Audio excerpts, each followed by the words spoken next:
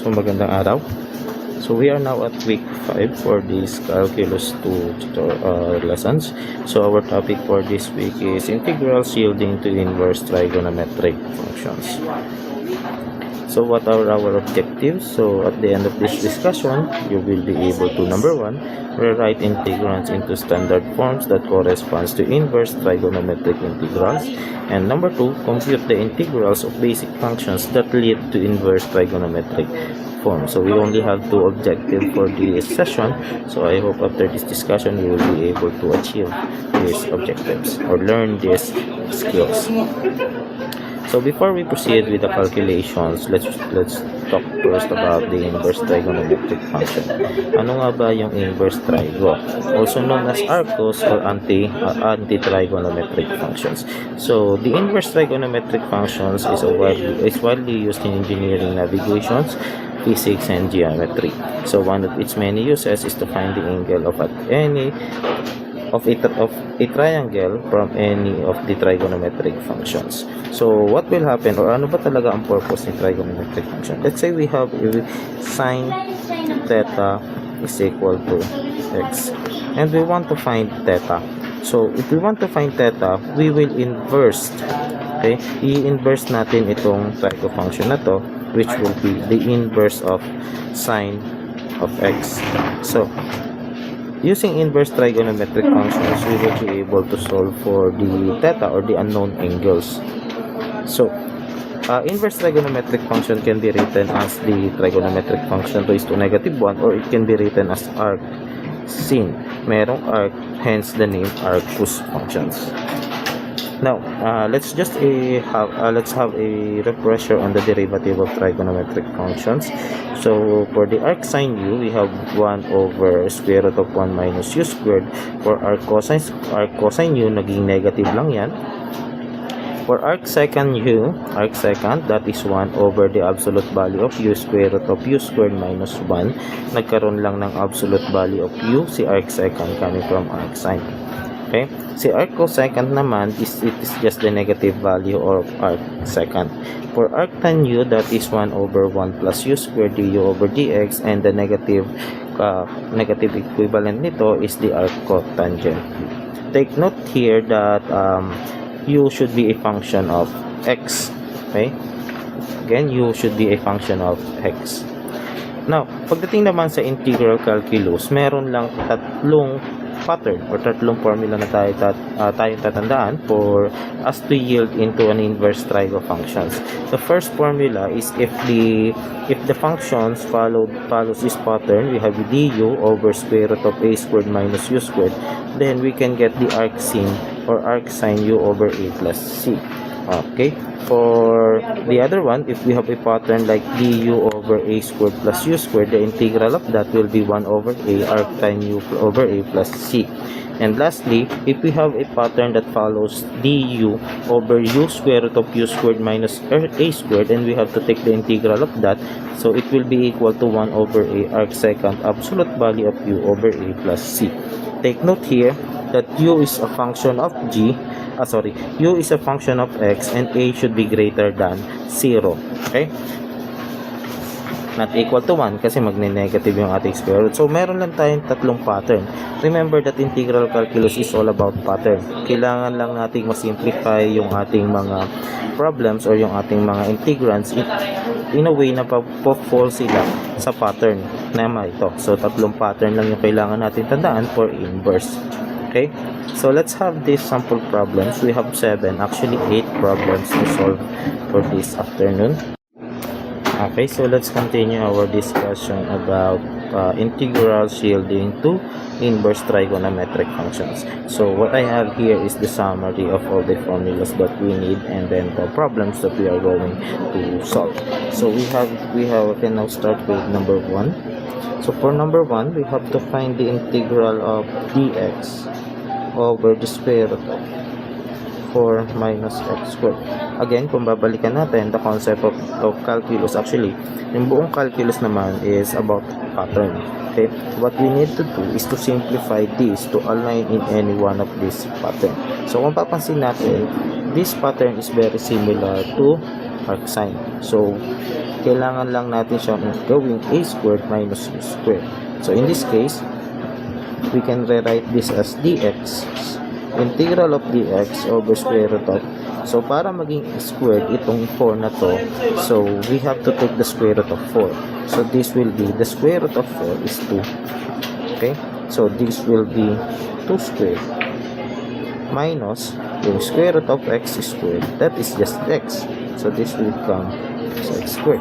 So that is the simplest way, so that makuha natin yung pattern na kailangan natin.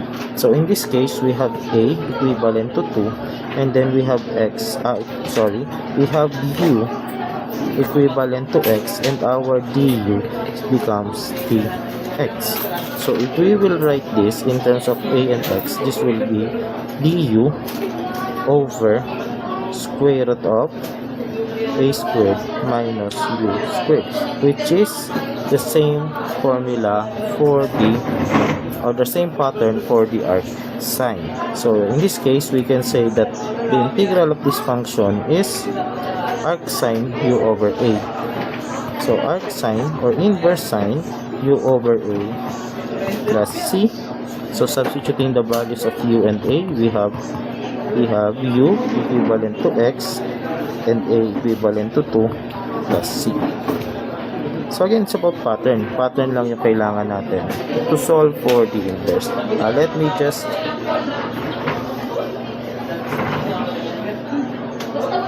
put it here para hindi tayo mahirapan on the next problem. So we can now continue on our next problem. We have problem number 2. That is the integral of dy over the square root of 9 minus 49y squared. Similar on our approach kanina, let's find a pattern for this one, yung pattern na medyo kahawig na siya. So from here, we can say nakapareho pa rin siya ni arc sine, kasi para maging arc secant, dapat meron kang u sa labas. So importante yan. Now, there are instances ba sir na pwedeng itong maging arc secant? Yes, meron namang instances. Okay, so siguro magagawa tayo ng problem for that one. Okay, so dito, so we can now say that square root of 9 is equivalent to 3, and then we have square root of 49y squared, that is 7y. So we can rewrite this function or this integral to integral of dy over square root of 3 squared minus 7y squared. Okay, so it also follows the pattern for arc sine. So here we have a is equivalent to 3 and u is equivalent to 7y. Take note, we need to find du, and that would be 7dy. So we can say that our dy is du over 7. So since we have now these values, we can now substitute it to the original functions. So we have now integral of, hindi ko muna isusulat si dy, papalitan ko muna siya ng 1. Then itong nasa loob, magiging a squared na siya minus u squared. Okay? Now, si dy or yung ating dy kanina, magiging du over 7 na siya. So in this case, we have 1 over 7 integral of du over square root of a squared minus u squared. Again, from our pattern, this still follows the pattern for the arc sine. Okay, so this can be rewritten as 1 over 7. Applying the integral, we have here arc sine u over a plus c. Substitute the values of u and a. We have here arc sine, we have u 7y over 3 plus c. Now this is our answer for this problem. Okay, so for number 3, we have now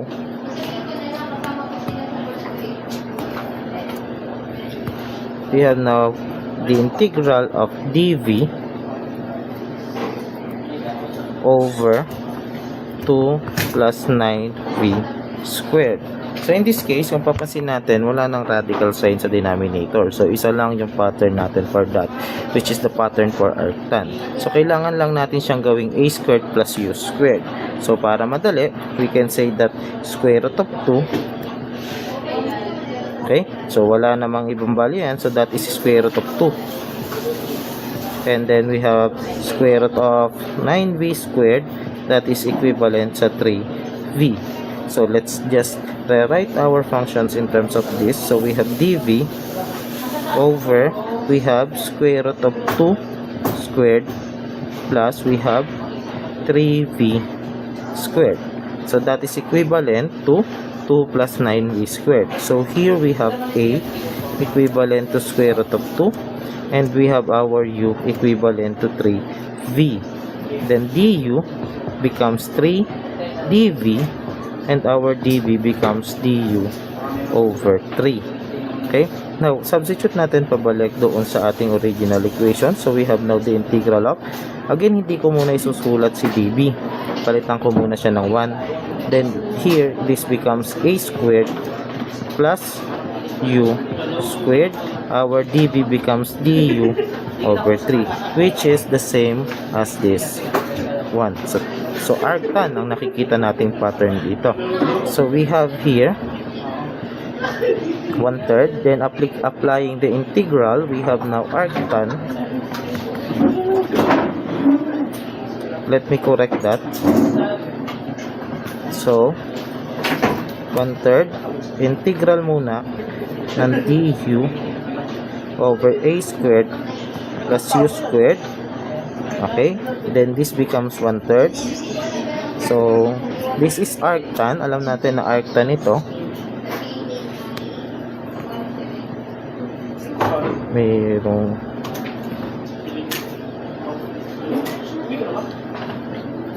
so, this becomes 1 over a arctan u over a then plus c.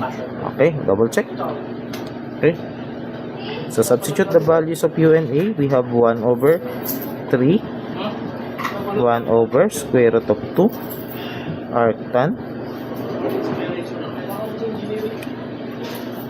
Our u is 3. 3v over square root of 2 plus c. Simplifying, this can be 1 over 3 square root of 2 arctan 3v over square root of 2 plus c. And this is our answer for this integral. Okay? So, ganun lang naman kadali ang isang arctangent or ang inverse trigo. So, see you on the next video. So, we are done with the easy problems. We can now proceed with our sample problems, average ones, or medium level. So, we have number 4. We have to find or we have to evaluate the integral of dx over x squared minus 4x plus 7. So, from the looks of it, since wala naman tayong radical sign dun sa ilalim, we have to manipulate this to find a form, na ito. Okay? So, we have to look for a way na maging ganito yung kanyang form, kanyang picture. So, what we can do now is to complete this square. So, we can say that x squared minus 4x plus 7. Let's manipulate this one. Manipulate para ang maging form niya is maging a squared plus u squared. So, paano natin siya magiging a squared plus u squared? Okay. So, ano ang pwede natin gawin? What we can do is to complete the square. Buuin natin ito into the form na x plus n squared plus malaking n squared. So, in this case, ito na yung form natin, Okay? But paano natin ma-achieve ito? N means a number and n na malaki is also a number. So we can do this using completing square. So we have now x squared minus 4x. So ano ba ang mag-yield na binomial na pag minultiply ko yung binomial na yon, this one, ayan, magiging 4x siya. Diba ang pattern naman dyan kapag ka meron kang x plus y squared, that can be x squared plus 2xy plus y squared. So in this case, so we have now x. Ano yung magiging value ni y? Okay, and so that ito yung makukuha niya. So we have negative 4x. Okay, then sabi natin, dapat yung negative 4x na ito is equivalent sa 2xy. So we can say that y is equivalent to negative 2. Okay?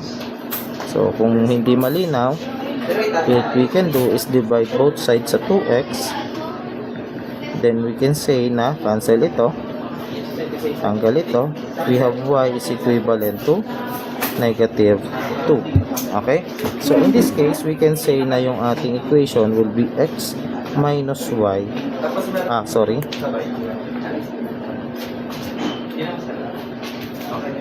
X minus 2 squared, which is pag in-expand natin, that would be x squared minus 4x plus 4.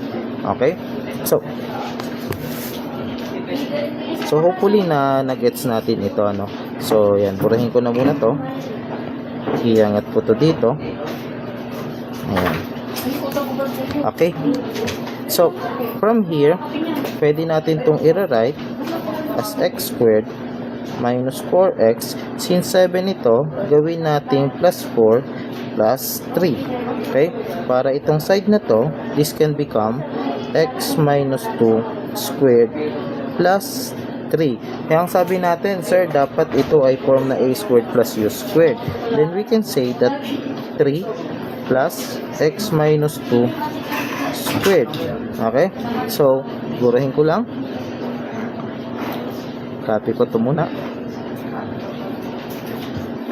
So, our a squared plus u squared is actually equivalent to 3 plus x minus 2 squared. Pero dapat ito naka-squared. So, papalitan natin yan ng square root of 3 squared. Okay?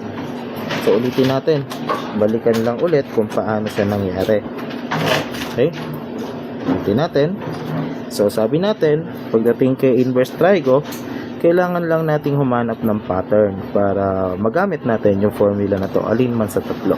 So, in this case, ang pinakamalapit na formula natin ay yung para kay arctan, this one. Okay, ang sabi ni arctan, para daw magamit natin siya, dapat yung denominator natin is in terms of a squared plus u squared.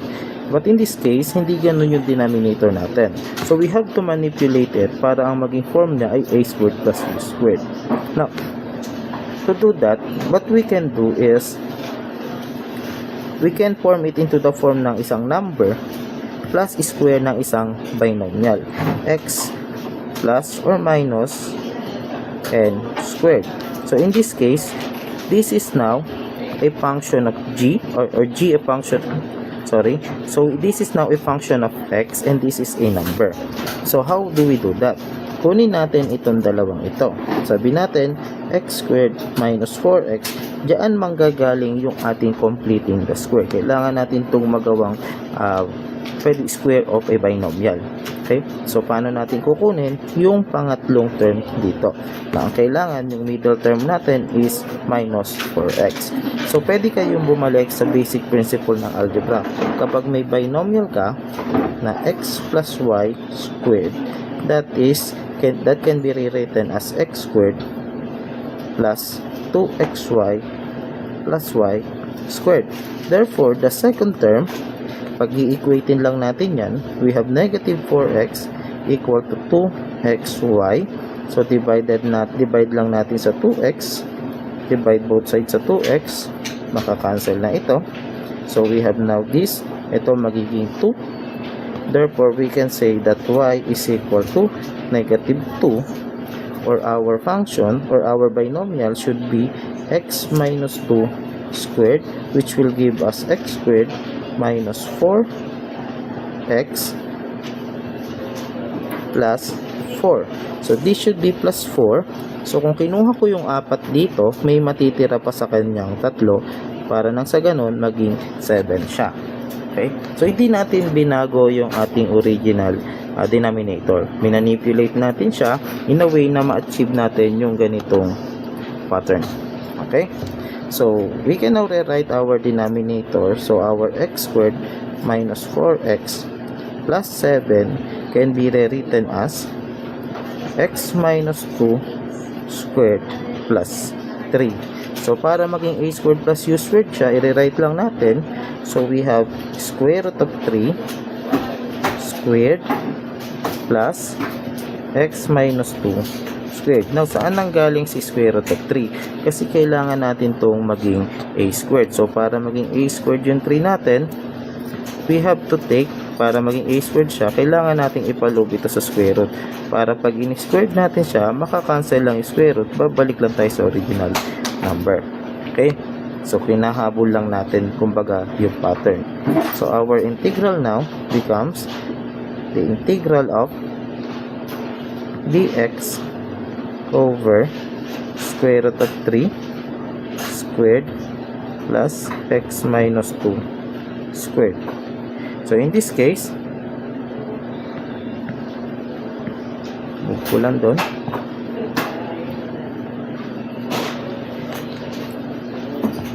So, in this case, pwede na natin tong mag-let. So, we have now let square root of 3, that is our a. And then, we can say that our u is x minus 2. Okay? Baliktad yung let ni sa... let a is equal to square root of 3. So, our du now becomes dx. So, we can rewrite this as integral of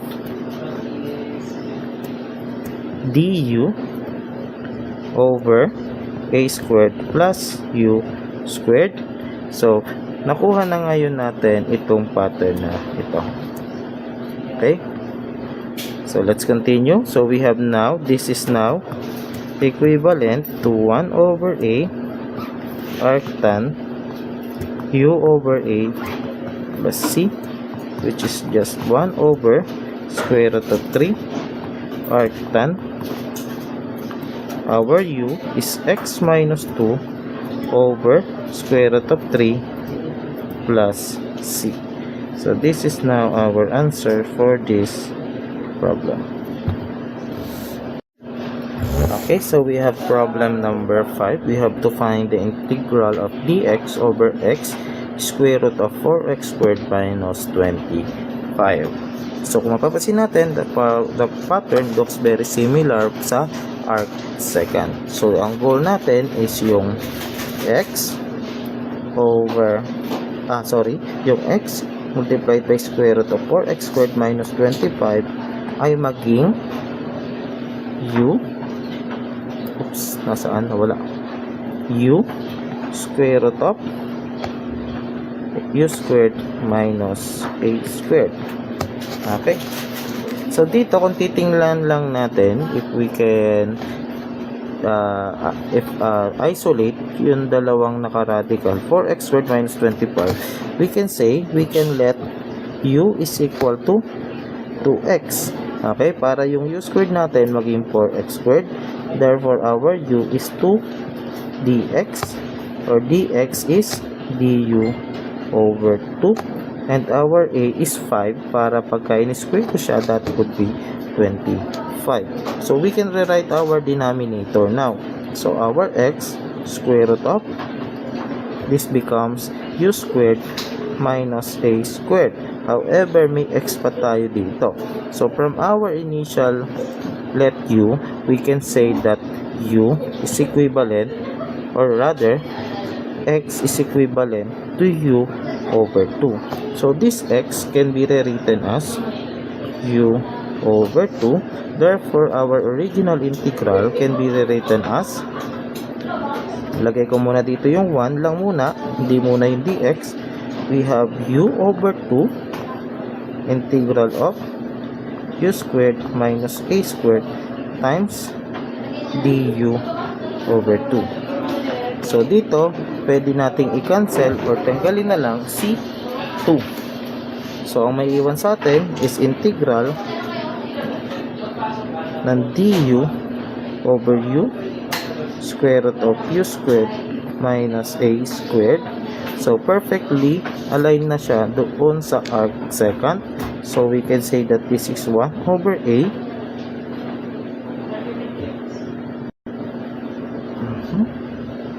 Hindi ko kasi alam paano siya ilak. Gumagalaw po sa arc secant absolute value of u over a plus c, which will give us 1 over our a is 5. So we can arc secant absolute value ng u, that is 2x over 5 plus c. And this is our answer for this problem. Okay, so let's continue with number 6. We have to find the integral of dw over w square root of 4w squared minus 9. So very similar lang din ito kay item number 5. So sige, medyo bilisan na natin yung pacing. We can let u equivalent to 2w. Okay, our du becomes 2dw, or dw becomes du over 2. Okay, we can also say that a is equivalent to 3 squared. Okay, so a is equivalent to 3 lang, and so that a squared is equivalent to 9 and u squared is equivalent to 4w squared. Okay, so we can now rewrite this integral. So we have now integral ng 1 ko muna yung dw kasi meron siyang equivalent later on natin isusulat. So here we can say that w is equivalent to u over 2. So we have u over 2 here. The integral of 2w, of u squared minus a squared. Our dw becomes du over 2. So again, pwede na natin tanggalin yung 2. Pwede natin tanggalin yung 2 ha, kasi pagka nire-write ko to, 'di ba? I-write lang natin yung ating numerator becomes du over 2, and then yung ating denominators become u square root of u squared minus a squared over 2. Diba? Pag ang mga ito at ito dito, so we have 2 du over 2u square root of u squared minus a squared. Pwede natin tanggalin yung 2. So maiiwan lang sa atin ay du over u squared minus a squared. So this is a perfect arc secant. So we can now rewrite this as 1 over a arc sec absolute value of u over a plus c, which is 1 over 3 arc sec. Our u is absolute value ng 2w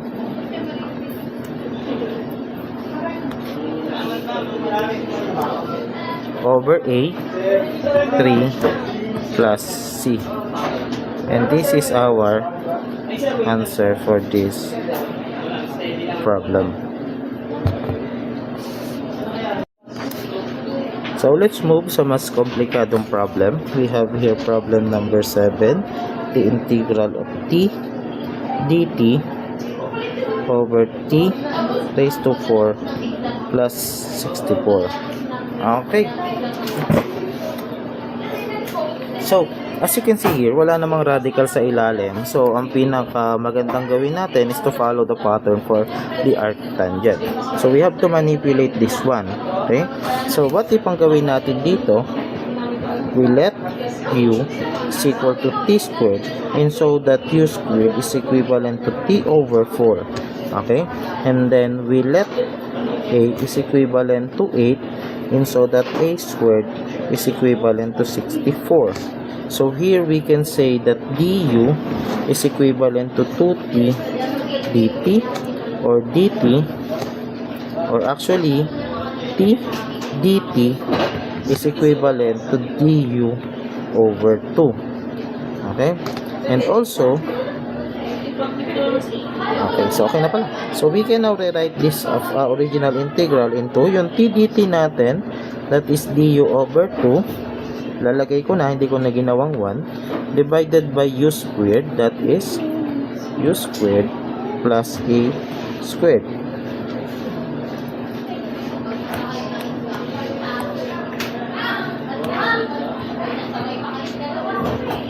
So pangit kasi tingnan eh. So, tanggalin ko, hindi ko gusto itsura.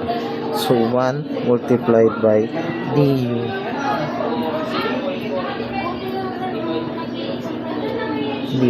over 2. Okay, so ilabas ko si 1/2.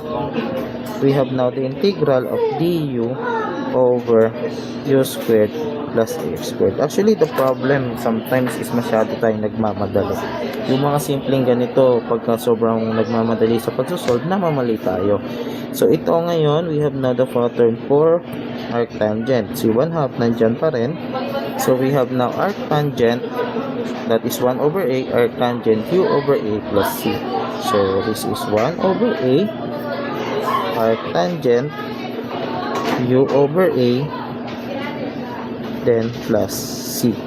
So we have 1/2 ng 1 over, our a is 8, times arctan, our u over a, that would be t squared, over 8 plus c. So simplifying, this is 1 over 16 arctan t squared over 8 plus c.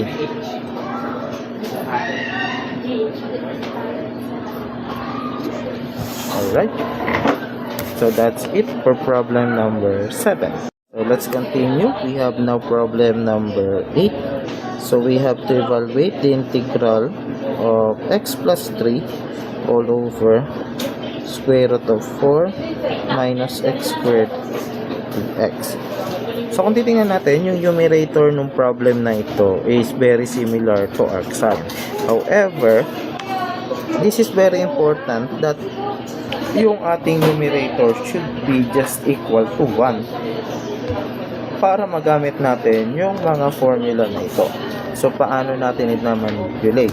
Okay, so ang una natin pwedeng gawin is i-distribute natin yung denominator. Paghiwalayin natin yung numerator na to. So we have now the integral of x over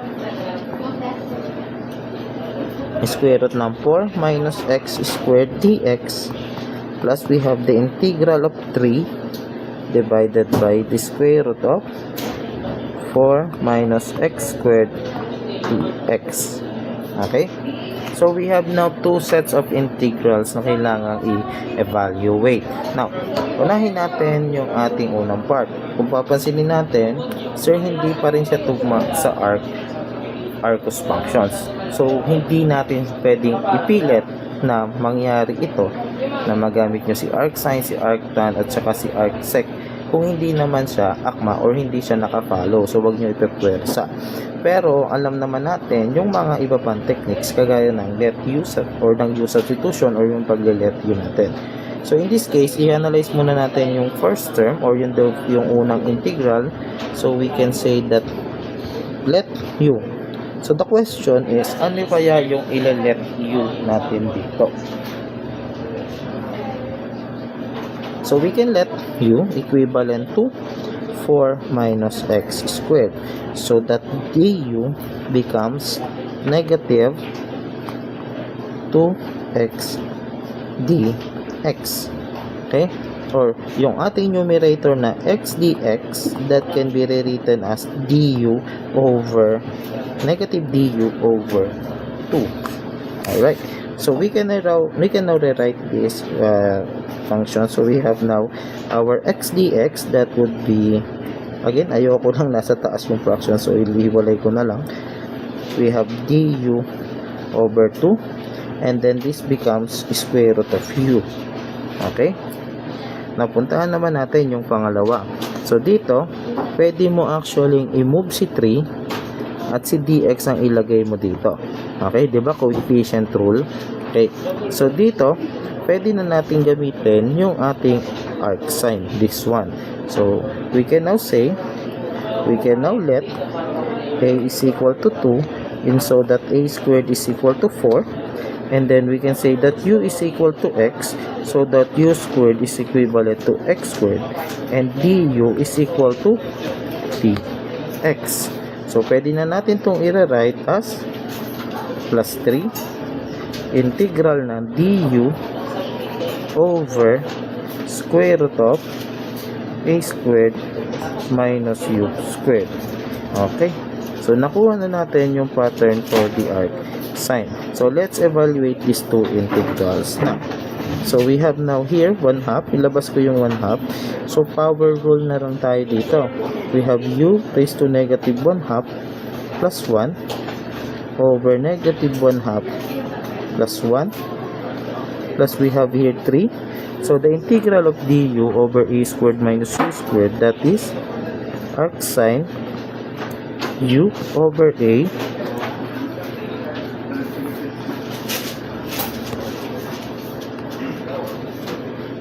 then huwag natin kalilimutan si plus c, dahil ito ay isang indefinite integral. So we have to simplify. Sorry, may nakalimutan. Hindi man actually mali. May negative dito. So dapat ito ay negative 1/2. So yun din ito daw po yun. So negative 1/2. Okay, so simplifying, this is negative 1/2 plus 1/2. Okay, ay negative 1/2 plus 1, that is positive 1/2. So mare-retain yung ating, magiging negative na lang siya. So sige, sulat natin para hindi kayo malito. Okay, this one becomes positive 1/2, then this one becomes positive 1/2. May 1/2 sa taas, may 1/2 sa baba, maka-cancel out lang ito. No? So pwede natin sabihin that this is just u raised to 1/2 plus 3 arc sine u over a plus c. Substitute the value of u. We have negative square root of, take note, iba yung u for the first term, iba yung u for the second term. Yung u for the first term, that is 4 minus x squared. Yung u sa second term, that is x over, ang a natin, 2. And this is now our answer for this problem. So we have our last problem for this discussion. So we have to evaluate the integral of dx all over square root of 8 plus 2x minus x squared. So, ganun pa rin, similar with the first 8 discussions, you have to find a pattern. Okay, kailangan natin siyang ma-transform in a way na kaya natin siyang i-integrate based on these 3 integration formulas. So, dapat ganito siya, or even ganito, or even this one. So, kahit alin dyan sa tatlo. But always choose the closest one. Okay? So, from this structure, so what we have as a denominator, since the difference between these 3 lang naman is the denominator. So, for this one, the denominator is 8 plus 2x minus x squared. Now, you need to choose kung aling formula or aling denominator yung gusto nyong sundan, wherein in this case, mas madali siguro kung gamitin natin yung first one for arc sine. Okay? So this one, which results to arc sine, is much easier than the other two in case of in the case of this problem. So we have to transform this radical into a squared minus u squared. Take note, ano, lagi naman na si a squared, this is a constant. Okay, constant si a squared, a number, scalar number, may be negative, pwede rin namang positive. Basta, constant lang, meaning wala siyang katabing variable. Si u naman, this is a function of x. Okay? So, ibig sabihin, meron siyang kasamang x. Pwedeng merong coefficient and then may x. Pwede rin namang binomial or trinomial or is a polynomial. So, pwede yang in a form of k minus x or plus and minus x. Pwede yang in a form of kx squared, meaning k any number lang po. Ano, dinidenote ko lang yung any number as k. Pwede siyang coefficient or pwede siyang constant. So, pwede yan na ganitong form. In worst cases, pwede rin naman siyang pero hindi naman na siguro natin mamimit ito. Okay, so hindi lang yan. Pwede rin naman siyang exponential. Okay, pwede ring e raised to x squared. Okay, para pag in-squared mo, e raised to 2x naman siya, di ba? So, any function of x, okay, as long as yung a mo is constant, yung u is any function of x. And take note, importante po yung operation in the middle.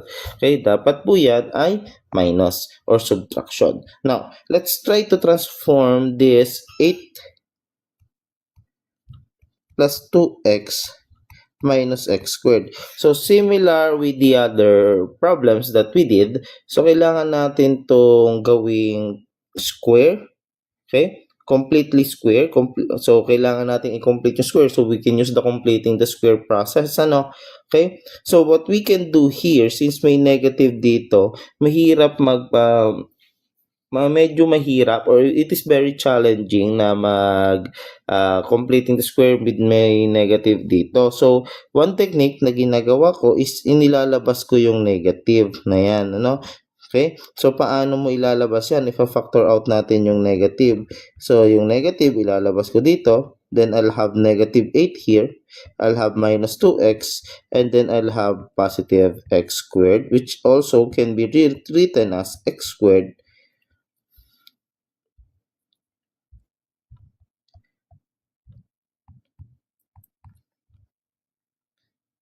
minus 8. Ayan. Okay. Now,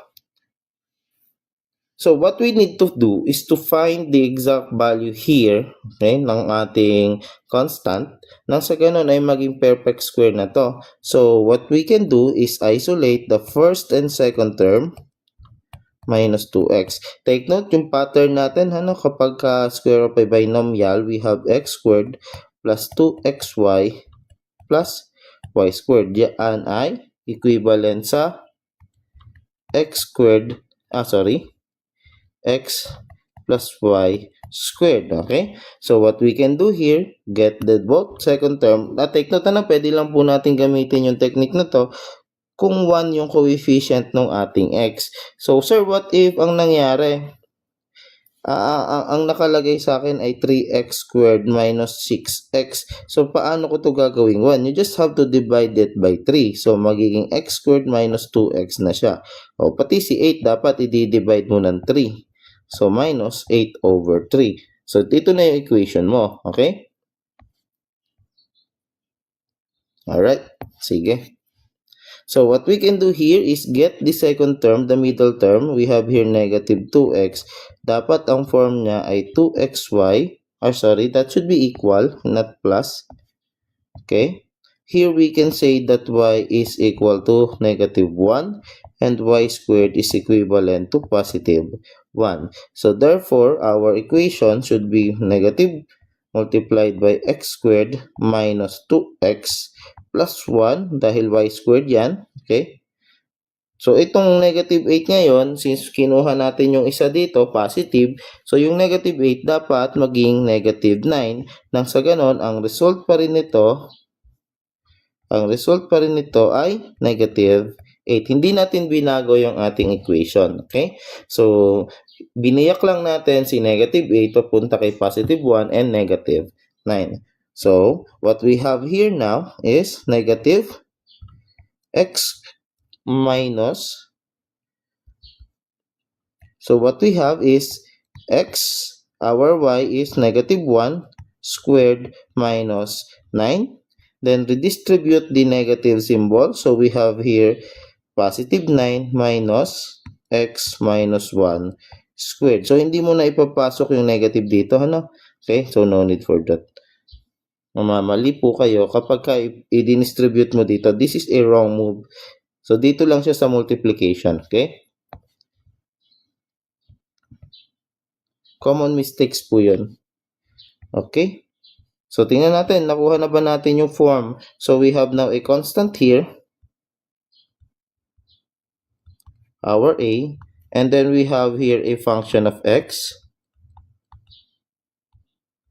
Okay, but take note, we have to transform it para maging x squared siya. So we can rewrite this as 3 squared minus x minus 1 squared. So back in this form, we can say that this is equivalent to the integral of dx over the square root of 3 squared minus